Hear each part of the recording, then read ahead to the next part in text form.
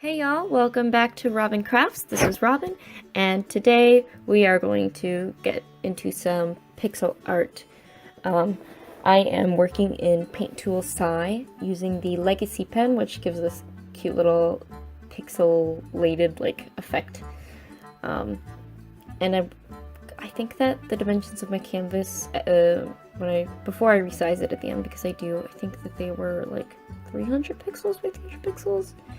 So a little bigger than, I guess, normal pixel art, which is usually around like icon size, like standard 50, maybe 100, 150, something like that.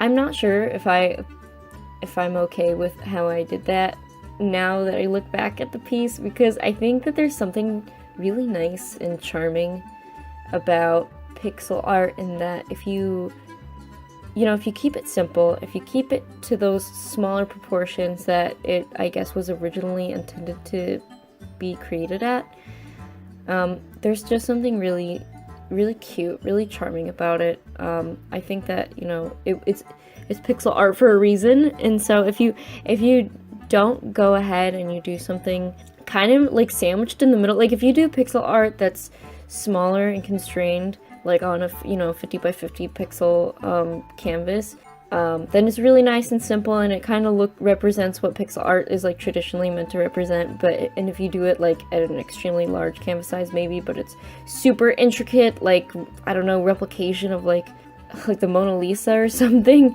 if you that's wildly impressive. But if you go ahead and you like kind of find a middle ground to that, I don't know if pixel art works very well that way. I feel like it doesn't, it kind of like, it loses its simplicity if you go too big, and then it's not as impressive if you don't go big enough and intricately enough. It's kind of like you lose the whole pixel art, I don't know, charm about it. Anyway, as you can tell probably from this video and probably from my seeming lack of knowledge talking about this topic, I'm very new to pixel art. It's something that I really enjoy, something that I've always really wanted to get into. And starting off as a digital artist when I was like 11 years old, everyone started with, well, not everyone, but if you're my age, I guess, around the same time, everyone kind of was delving into the world of digital art by using just what they had, which was, MS Paint on their Microsoft PC, probably not a laptop pad, probably like a mouse. The original picture of this cat, this witch cat, is actually a character of mine that I at first drew for a Tumblr blog that I follow. I drew it in like what I felt to be that person's likeness. But then I don't know, I kind of decided I really like it. I kind of want to keep it as my own character. So, and whenever I drew her before, I drew her in MS Paint, and I drew her with a laptop pad. You'll see later on in the video my earlier rendition of this, which was in Microsoft Paint. And you'll see that it's like much more constrained, smaller, really cute. I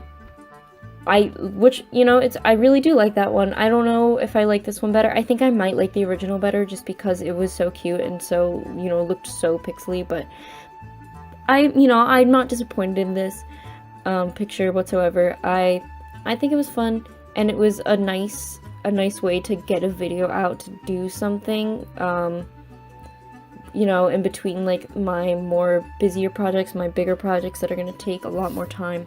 Anyway, let's talk a little bit more about the art.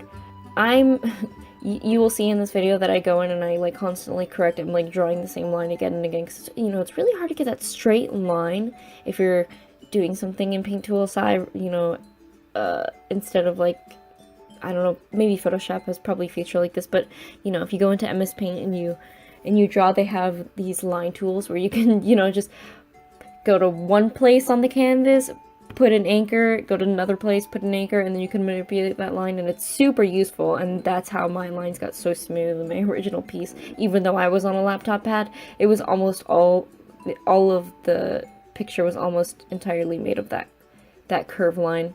I actually don't have that much to say about this picture. It's just a cute little cat, cute little witch cat. She'll probably be making an appearance later. I think that she's just such a good model for pixel art. She's so cute. She's so, I don't know, she's adorable. And what better thing to draw in pixel art than, you know, something super adorable like this cute little witch cat. Well, I guess maybe the Mona Lisa. So I'm, you know, I really want to stick to a schedule where I do upload at least once a week, and I am a college student, like I said before, and I am, you know, very busy with class, full-time student. I work a job, I do overnight shifts, I volunteer regularly, so, you know, I'm pretty busy. I hate being that kind of person that's like, oh, I'm so busy I can't do anything, because no, like, you do prioritize things. You make time for the things that you care about, and I do care about art, and I do want to dedicate a lot of time to this, but unfortunately, art just can't be the priority now. Like, the priority is all those things I listed before, so I do have another project in the making, but it's traditional, like my last video, my last piece that I did, and it's going to be more time consuming, and it's just really hard for me to get around to it. So I thought a nice compromise is maybe every other week when I'm unable to finish you know, a traditional project or just a bigger project in general, I, you know, can go and do something digitally, and I can record it, and it can be simple like this pixel cat, which I did, you know, right before class. I had some time, or it could be something, you know, bigger and more elaborate, but it's, you know, arguably faster to work digitally, so it, you know, it can be a nice compromise. Of course, you know, I'm such a slow artist, so even working digitally is like really time consuming for me. And, you know, that's not to say that digital work doesn't take a long time, because it really does. But I think once you know you know how to work digitally, it really falls into place a lot faster than traditional art, because no matter how you know, familiar and fast you get with certain kinds of traditional art, like for me, I kind of specialize in like really slow mediums, like colored pencil. It's like no matter how good you get at colored pencil, no matter how familiar you get in with that medium, and other mediums like it, specifically just dry mediums, it's hard to, you know, it's really hard to get faster at it. You don't really get faster, you just get technically better. I mean, you get a little faster because you're comfortable, you're confident, you can go in it more confidently, but, you know, it's arguably just faster to go and do things digitally, so I think I'm gonna, you know, try to do that from now on. But I don't really have anything else to say, and we are nearing the end of the video, so thank you so much for sticking with me, and I'll see you guys later. Bye.